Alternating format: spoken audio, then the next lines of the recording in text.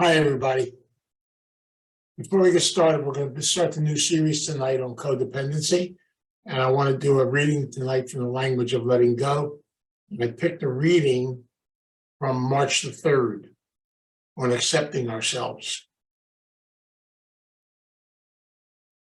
While driving one day, a woman's attention focused on the license plate of the car ahead. The license read, "Be who you are." How can I, she thought. I don't know who I am. Some of us may have been confused when people encouraged us to be ourselves.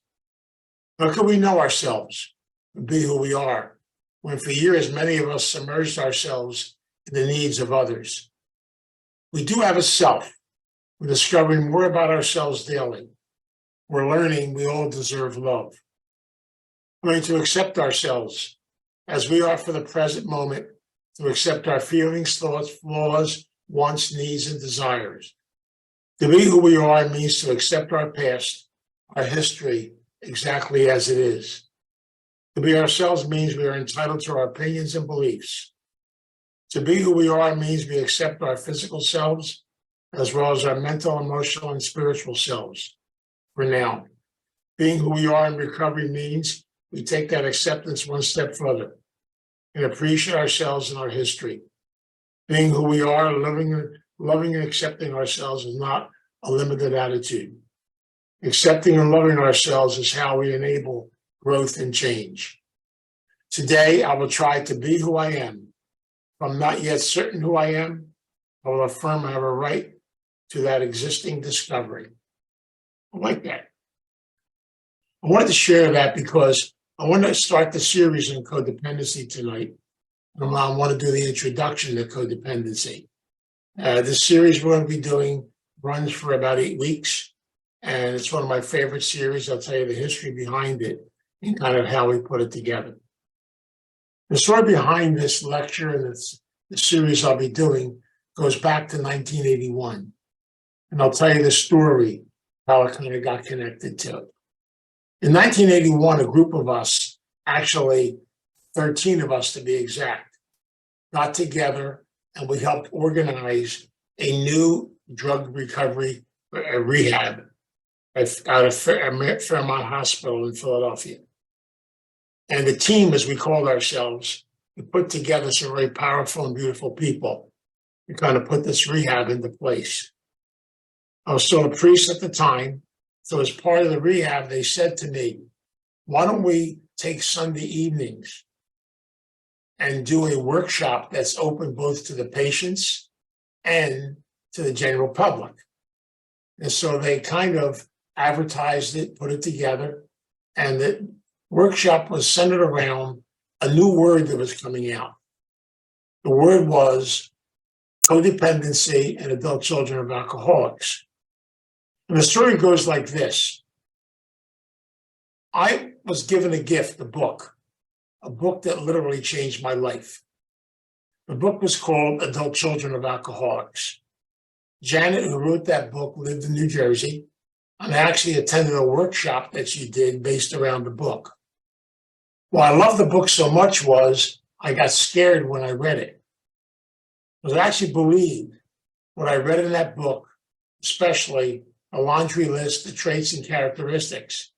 I could swear she lived in my house. I could swear she was my sister. The book hit me so deeply that I actually began to do my therapy work and my treatment work based around that and based around the concept of it. And as a result of that book, and as a result of the series of lectures I put together, I then proceeded to write a book based on this particular series I'm doing right now, with a follow-up to the series I'll do after this on shame and shame reduction. So the book actually covers the lectures I'll be doing and also the follow-up lectures on shame are all involved in that book. And I get excited about it because it really was a process I used for a long period of time to help people deal with their codependency issues. And it was a process to help me to deal with mine. I'm grateful to my therapist who introduced this to me. I'm grateful to the people I work with that helped me with it. And I found that something very interesting. From this concept and from this idea of codependency, I began to realize codependency is the core root and the foundation of all addiction. And we finally realized the fact that in order to truly understand the concepts of addiction, where it comes from, where the foundations come from, we have to go back to the roots and the foundation of it. And codependency is the root, is the foundation. To begin, I'd like to basically kind of define codependency for you. It's a simple definition I put together for a better understanding of codependency. I define codependency as any person, place, or thing that I have built a dependency on. I become dependent on. I cannot function without it. And yet it still makes my life unmanageable and makes my life crazy. The key is unmanageability and dependency. And as a result, then, very many times in my life, as a result of this codependency, I migrate into the two core issues of codependency, which are control and fear. I try to control life, and I live my life in fear and anxiety. And as a result, then, I never truly understand the meaning of the word, to be happy, joyous, and free. And so what I like to do is kind of go through that concept of codependency tonight as kind of an overview, and then I'll spend the next 4 weeks going to things in a lot more detail to really get into this concept of codependency. In order to do this, though, I've got to take a minute. I hope you don't mind. I have to take a minute and kind of go to the world of theory just for a couple of minutes. Don't worry, Pat, I'll be back. So the concept is real simple. If you study Psychology 101 and truly look at this diagram, it comes right out of the books of psychology. They actually take and they describe the foundation of how life is supposed to be. What I find amazing about this is I didn't find out about this till later in my life. I guess I was supposed to find out about it when I was a kid. It doesn't work that way. But it goes like this. The first 10 years of your life, from 0 to 10, and most psychologists actually say from 0 to 7, they're referred to as the foundation years, the years of our development. And according to them, by the time you're 10 years old, all your traits, your characteristics, your basics, and your foundations are developed. Then, from 11 to about 14 is referred to as the years of confusion, the years of transition, when you have no idea who you are. Your hormone system is all over the place, and literally, you are in a state of confusion and growth. Then from 14 to about 21 is referred to as the war zone, the year of conflict. And believe it or not, things are supposed to happen that way. Children in that stage are supposed to be in conflict with their family systems. And the purpose behind that was they're actually engaging in what we call the battle for independence. According to the books, between 21 and 26, you're supposed to become a totally independent person, functioning totally on your own. And then from 26 to 120 is called adulthood and the years of commitment. Now, the process is beautiful, but forget the ages, because most of us don't even discover this stuff. I know for my own case, I was in my 40s before I discovered it. So I realized today that process is the process of life, and how life takes us on a journey, the battle to find out who we are, struggle. And so tonight what I want to talk about is concepts of codependency and how they fit into this process. And it works in the following way. At the moment of our birth, and we're going to talk a lot about family for a couple of minutes.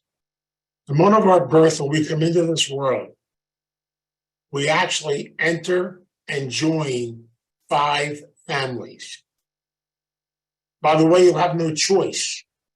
The choices are made for you by your parents and by people around you. We enter these 5 family systems, who then will give us in our foundation years, those first 10 years of your life, they will actually give us the roots and foundations for our growth. They don't just come from our blood family, because we're part of other family systems too. As we grow, we see the 5 family systems. Our blood family, that could be your parents, that could be your immediate family, that could be, a nuclear family, step parents, stuff to this effect. They affect us in those first years of our life. Even a lack of family affects us. The second family we enter into is our neighborhood, our cultural, our environment family. We realize it or not, we are affected very deeply as part of our family systems by our neighborhood, our cultural, and our environment. I still joke about this today, but first 10 years of my life were between 1940 and 1950. First 10 years of Sue or somebody else's life here were a lot younger than that. But the bottom line is, people ask me all the time, how come you're a Yankees fan and not a Phillies fan? Because I was raised in Camden, New Jersey. And my answer is very simple. I grew up in an Italian culture back in the 40s when everybody on the Yankees team was Italian. And so the Italians rooted for the Italians. Now, the Phillies happen to be Italian, we would have rooted for them. So the bottom line is, it's almost like your neighborhood, your cultural, your environment affects even the way in which you do things. It's the concept. And so you learn, you grow from that. You pick up traits and characteristics. You also enter into a neighborhood. I could say certain things right here in our area, like South Philadelphia. There's a certain personality that comes out of South Philly. It's actually a separate state, but that's okay. I can say things like Kensington, K&A. I can say the Midwest, different parts of the country. There's like personality and traits and things that are connected with that. Also, many of us coming from different cultures are affected in very many different ways. The third family system is the religious family system. I'm sure when I was 1 month old, I'd jump up and down in my crib and say, please baptize me Catholic. My parents took me, placed me into their belief system. It really wasn't mine, but it kind of became my normal because it was expected of me to be in that system. And so as a result, then we pick up traits, pick up characteristics.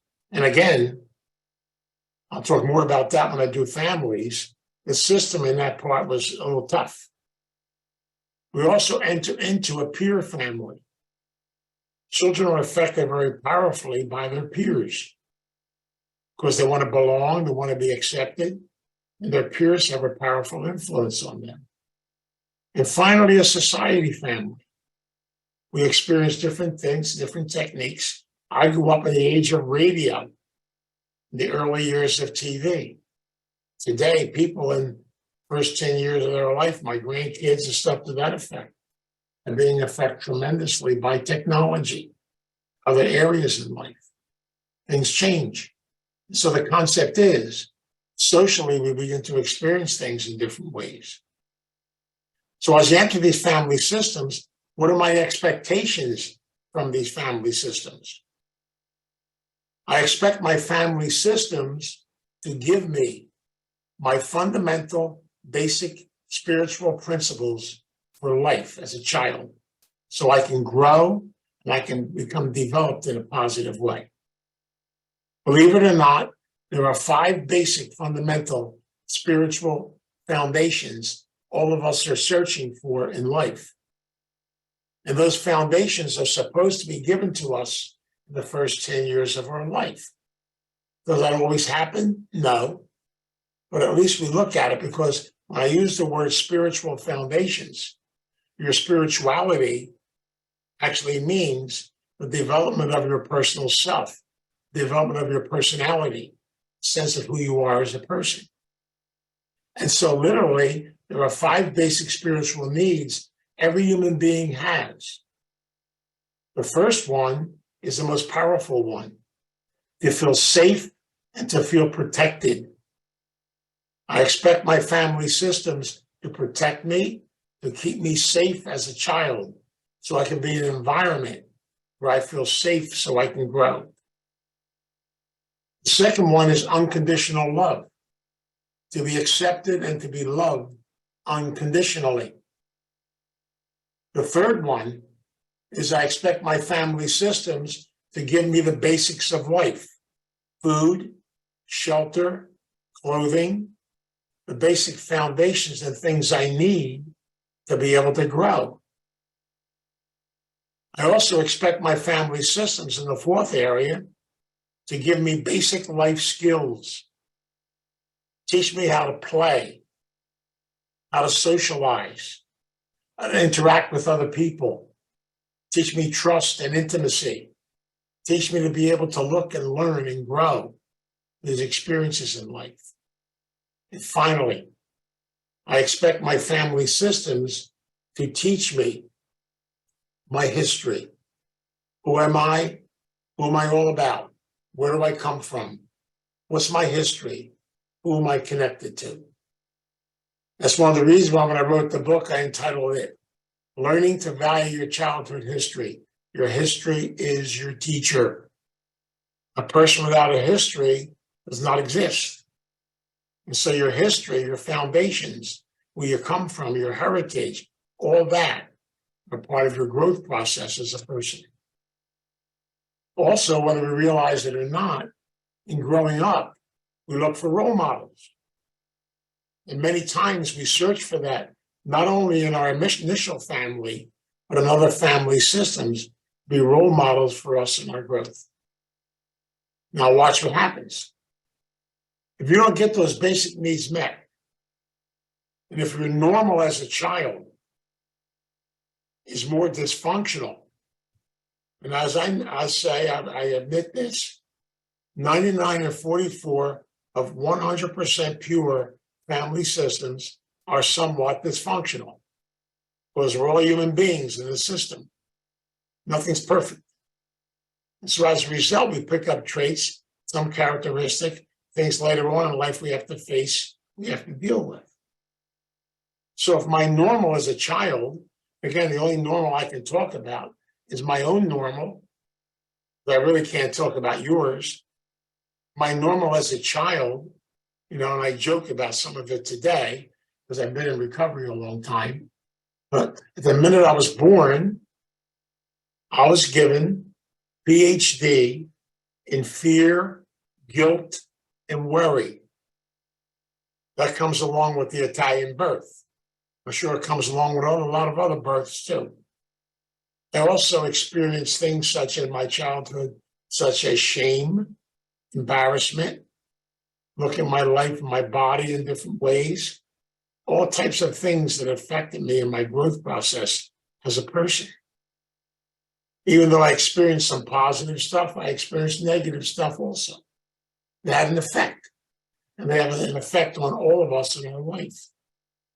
And so if you come out of some forms of dysfunctionality, many of us never got our basic needs met. I look at my own life, I never really was a child. I was literally programmed. And as a result, then, I'm going to search for that in my adult life.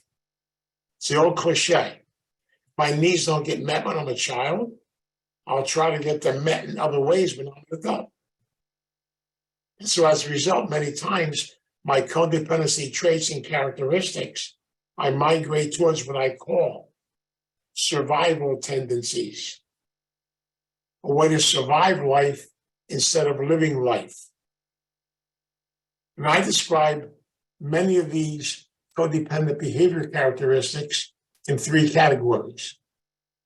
I either migrate towards isolation or avoidance, or I migrate towards fantasy and go to the make-believe world, or I win a jackpot and I migrate towards caretaking. And as a result, I can spend my life taking care of somebody else and avoid dealing with me.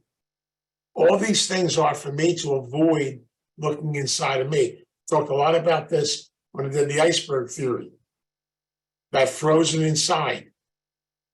So as a result, then, instead of facing my history, I avoid my history. I'll show you what I mean. Isolation. Most isolators are people that are raised and are grown in family systems that are empty and cold. I call these the children of fear. These are kids who basically never get a lot of touch, a lot of love. They're kids that grow up in homes that are very cold and very rigid. And basically they never experience that gift of intimacy and closeness. So when they grow up, they're empty, they're lonely, they're scared. They have no idea what life really is. And so as a result, they migrate towards certain types of addictions. What's an addiction? It's a cover. It's avoidance of looking within. I develop it on the outside. And so what happens is isolators many times migrate towards things such as an addiction we don't talk too much about, but we will be. I'm actually developing a 5-week series connected to it. It's called technology addiction, the new addiction. You see, basically, I can use that wonderful thing, that machine, as a place to hide, to isolate, to run away from intimacy, closeness, and sharing. I don't have to think anymore and make decisions anymore. So it's a new addiction, a new way to run. And as a result, then it becomes a way in which if I'm empty and lonely, I can have control how I'm able to handle things in the course of my journey. The other addiction is drugs and alcohol, functional addicts. I can show up for work every day, but I can use alcohol. I can use drugs to numb myself, to numb my feelings, so I can just be a performer and I can function. Also with this are relationship addictions.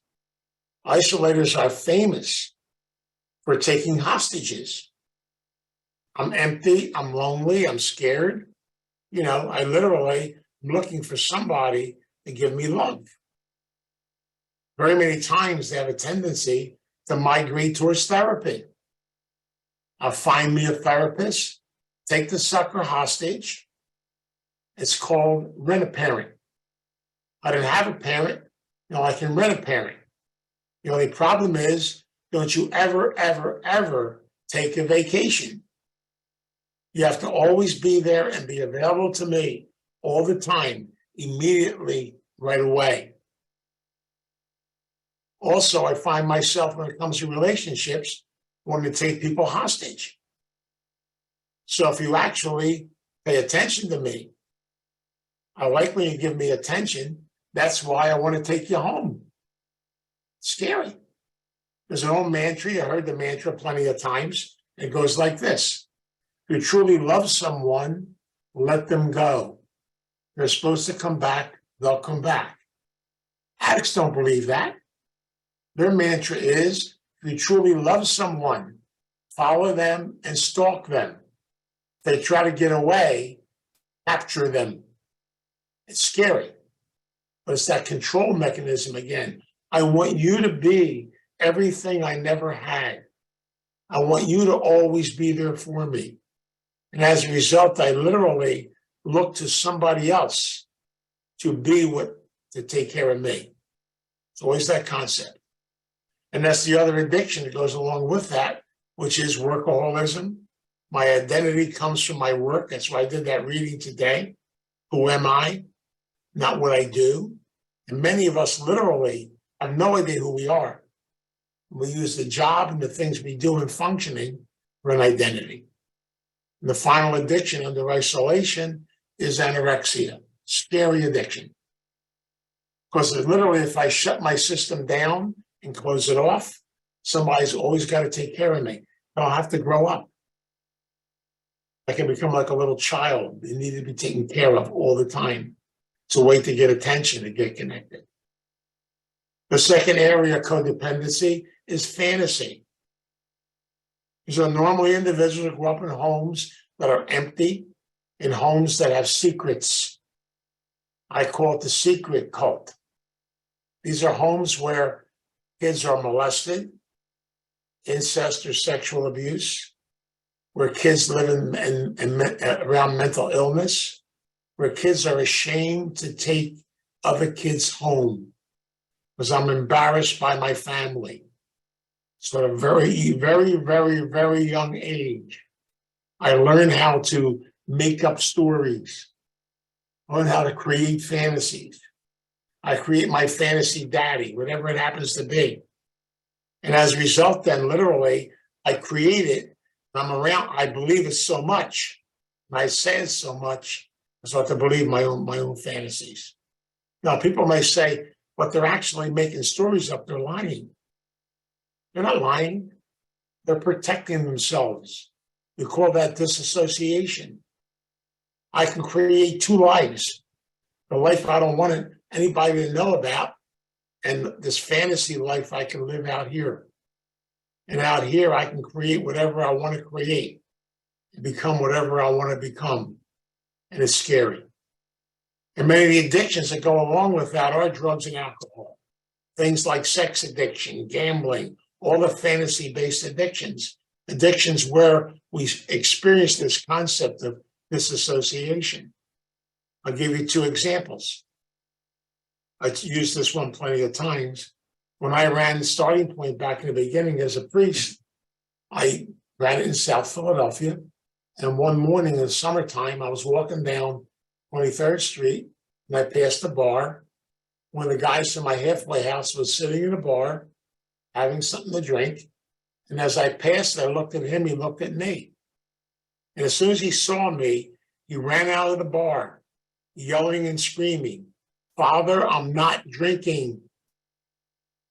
Shame kicked in. The only problem was he carried the whiskey glass out with him. And then when he yelled that to me, he stuck it in his pocket. I don't know too many normal drinkers that do that. But I do understand. See, when he said to me he wasn't drinking, he truly, truly believed that. This is hard to understand because fantasizers disassociate. They actually go into another life and shame. You know, at the end of this whole series, I'll do a 3-week series on shame to show you how this is so powerful. Shame can do all this. It locks you into another lifestyle. So we see this in sex addiction. We see it in pedophiles. It's almost like we get judgmental a lot of times, but it's like I live two different lives. When one life is here, the other one doesn't exist. I go into this area of the middle. I do it because literally my fantasy world is where I feel comfortable. I don't feel comfortable in the other world. It's a world I have to hide and keep secret. And that's why they say in the program many, many times, you do your step work, we're as sick as our secrets. Our secrets will kill us. And yet many of us have used this concept. And we do it not even knowing we're doing it. But shame is the killer that goes along with this. I use the other example of relationships when it comes to the fantasy addiction. I'm too scared of relationships. I'm used to the craziness and the insanity. And yet at the same time, I like insanity and craziness. It's my normal. So I love being attracted to people who are not available for relationships. If I can't have you, I want you. If you become available, get lost. I don't mind the insanity. I don't mind the craziness. I can live the fantasy. I can literally have a fantasy relationship and the other person never knows I'm having it. It's scary. It's a crazy concept. Same thing when it comes to work. So fantasize very many times, work at jobs that are doomed to failure. I remember a lady one time came to Starting Point and she brought her husband with her. I love when they bring the husbands. You could tell he didn't want to be there, but he came along because he had the ball and chain around his leg. But as they sat in the office, she tried to explain to me. She said, Vince, please talk to this man. We have a trucking company. We have 2 trucks. We have 1 employee, him. Why do we have to have 2 trucks? They're pretty, they're nice, they're brand new. And he gets up and screams at her. I go to work 4:30 in the morning. I come home 11 o'clock at night. I bring home $2,800 to $3,000 a week. I don't know what she does with the money. She was ready for him. She had her books. She said, yeah, you bring in $3,000. Guess what? We spend $4,200. So we spend more than we're bringing in. And yet you continue living in your fantasy of your work where you're going to have all these things and everything else, when in reality, we're going bankrupt. But see, the fantasizer will then turn around and say, I don't know what the bitch does with the money. She's the one. We always blame. Fantasizers get into blaming. Once their fantasy gets broken, we literally blame somebody else. All these fantasy-based addictions, I'll talk more about them as we get into the aspect of codependency. The last area is caretaking. Now, if you want to stick around till midnight tonight, I could spend the whole session just on caretaking. Because, boy, this is me. But I'll summarize it. Caretakers are normally what I call nice guys and gals. These are the kids that go from 3 to 40 overnight. These are the little adults, I call them, the responsible children, where literally they get A's in school, they always come through, everything's always great, we don't worry about them, all this kind of stuff. They're the goody two-shoes, we call them. But deep down inside, you don't realize it, but they're angry. I never forget when I was at Charter Fairmont and I did the family education program for the adolescent unit. And this mother would come and see her daughter, who was 16, 7 nights a week and visit with her. And I asked her one time, I said, do you have other children? I have 2 other daughters. Tell me about them. Oh, they're wonderful. They're great. You don't even know they're around. You know, the only one I have problems with is this one right here. The other 2 are like little angels. They just take care of themselves. I said, do me a favor, will you? Come here once a week and go spend some time with your other daughters. You're giving a message. If you want mommy's full attention, get in trouble. These are the messages. And so very many times when kids have to grow up too fast, they migrate towards the caretaking professions or the caretaking addictions. The biggest one is workaholism. And I'll show you how this works. If you want to get rich, now I'm going to give you a foolproof plan for getting rich, okay, Vic? That's how you get rich, okay? You and Pat can work together on this one. Start your own business. Now, if you need 15 workers, hire 3 caretakers. See, because we do the work of 5 people. But we have rules. The rules are, you must give us total control of your whole entire business. You just stop in on Friday and pick up the money. We'll run it. A lot of control issues. The other problem is, we're going to bitch about you all week long. What a terrible boss you are, how rotten you are, how crazy you are, how you don't pay us enough. But guess what? Please don't pay them too much, they get upset. It's amazing. You see people in the work industry, teachers, nurses, therapists, counselors, people that work in the health profession. They give hours and hours of work, but don't know how to ask for their worth. Because deep down inside, they're angry. They like to be angry at everything, but they do it. They drive themselves. They push themselves. It's scary. Because I've learned that one of the greatest ways to avoid having to look at yourself is stay busy, work hard, and above all, complain. Complain. And complaining is part of it. At the same time, do nothing about it. Amazing, isn't it? That's why I said, you want to start that business? Go for it. You'll make out real well, because caretakers also do not take a day off. If you have a 10-foot snowstorm, your place will be open. There'll be a tunnel right to your front door. It's totally amazing, because we're dedicated. Yet at the same time, we don't realize what's underneath it all. The other area that comes along with this, with caretakers, are drugs and alcohol. These are the goody twos addicts, I call them, the secret addicts. You never know they have a problem. They do all their drinking, all their drugging in secret, quietly. There are no problems. They sedate themselves because they can't handle the pressure, the anxiety, and the anger. They have to subdue it. And prescription addicts are a great way of subduing it, because we go to the legal pushers. They're called doctors, by the way. We do everything legally, not a problem. You see it now with the big uptake in marijuana once it became legal.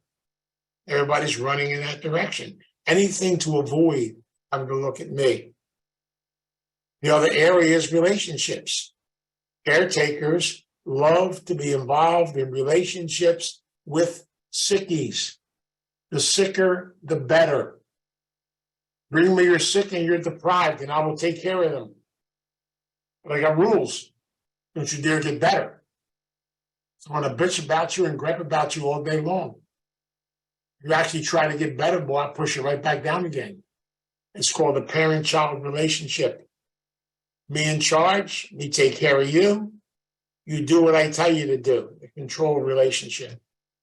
And again, what is it? I make you my project. I can work on you. I can fix other people. I did it as a priest for years. I ran around fixing people, saving people, rescuing people, doing all kinds of stuff. I was running away from me. Did I do a good job? I did a wonderful job. Most caretakers do. But they kill themselves in the process. It earned me 2 addictions and a nervous breakdown. That's my wonderful gift for pushing and driving myself all the time. Well, see, we're driven. Got to do this. So when it comes to relationships, very many times I always tell the story. I used to go to an Al-Anon meeting in South Philadelphia on Friday nights. And this lady would come to the meeting from South Philly, and she would bitch about her husband, the damn alcoholic. What a bum he was, how rotten he was, how terrible he was, on and on and on. And then you know what happened? Her husband had the audacity to go to a rehab and get sober.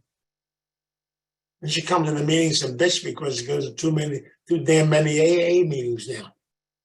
You know, God forbid. I have to find something to keep him down or keep each other down. It's control again and fear. So it's just interesting in this process. The other addiction that's very powerful amongst caretakers is compulsive overeating, compulsive everything. Because basically, I protect myself. Don't get too close to me. I don't want you to get to know me. I realize now in my active compulsive overeating addiction, I was over 300 pounds.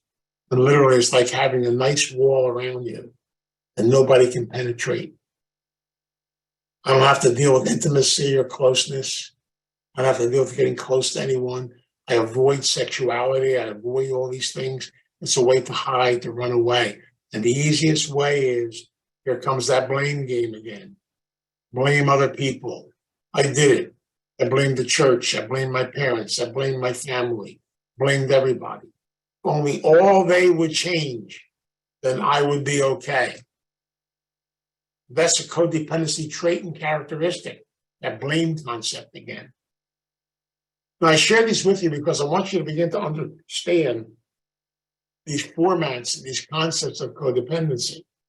Really what it is I have all this stuff going on inside of me. I've got to take a look at, I got to work on, but I don't really want to work on it. It's much easier to keep it frozen.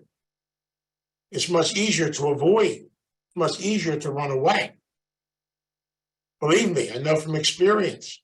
And I thank God to this day for the people that helped me to melt the iceberg. And so all these things are interconnected with codependency, because in order to really go through a change process or a spiritual process or a growth process, you have to be able to go back and look at your history, learn from it, grow from it. You'll see as I go through this later on, I'll talk about how your history is your most powerful teacher. If you learn to really get in touch with your history, you'll learn everything about you. And your life will change dramatically. It's a big part of the process we go through in life. And it's all about avoiding feelings. Codependents don't like to feel. They like to do, don't like to feel. So I can find all ways to hide. And yes, if anybody asked the question, can you belong to all three? Of course. See, with codependents, we're good. We adjust anything. I can isolate. I can live in fantasy for a while. I can jump into all kinds of things in different directions. Literally, it's avoidance and running away from the real issue, which is the issue of myself as a person. I got to go inside.